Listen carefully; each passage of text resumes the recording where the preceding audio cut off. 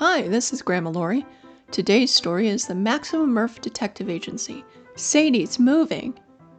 It was a warm day in Mom's backyard. Max and Murphy were sleeping in on the porch, while Finnegan rested in the grass. They really loved being in the sun. Murphy, what's going on next door? Max, the larger member of the Maximum Murph Detective Agency, asked when he heard a noise. Let me look. Murphy stood on the back porch chair, then yelled, "Intruder alert! Intruder alert!" Someone was stealing from Sadie's house. Immediately, Max jumped up and started barking along with Finnegan, who started barking as soon as Murphy uttered his first bark. Finnegan didn't need a reason to bark. As a boxer, he barked when he saw a blade of grass move. If Murphy was barking, Finnegan was barking, and vice versa. Mom came out and said, "Hey, stop it! It's just Rob and his dad." Rob lived next door with his sister and brother. He was Sadie's dad. Mom went over to the fence to talk to Rob. Murphy wasn't happy about the situation. He knew he shouldn't bark, but little small barks came out of him, like a balloon whose air was slowly being released. The boys didn't understand what the humans were saying, so they went further down the fence. "Sadie!" cried Max. Max loved Sadie very much, and although they only saw each other through the fence, he thought of her as his girlfriend. Sadie came over to the fence and said, "Oh, Maxie, sweetie, I'm so happy to see you. We're moving." "What?" Max was stunned. "Dad doesn't like this city anymore and wants to move back to his home city," Sadie said. "When?" asked Murphy.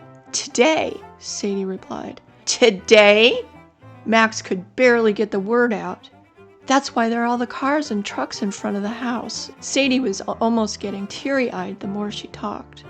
The boys had seen the cars driving up, but only barked a bit because the humans disappeared quickly. "Sadie, let's go back inside," said Sadie's dad. "Come on, boys, inside," said Mom. Mom sat down in her chair and let Max jump up into her lap. He immediately put his head on her shoulder. "Oh, Maxie, I'm so sorry," said Mom consolingly. Murphy said, "It's going to be weird without Sadie next door." "Who am I going to run the fence with?" asked Finnegan. Every day, he and Sadie ran up and down the fence many times. "Guys, it'll be okay," Mom said. "Maybe the next person will have a dog who will play with you." Max started to howl in Mom's ear.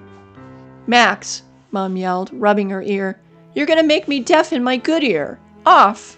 She gently pushed Max off her lap and onto the floor, still rubbing her ear. Auntie Laurie came out of the office and said, "What's all the noise? I have a call in a few minutes." "Max just found out Sadie's moving," Mom said.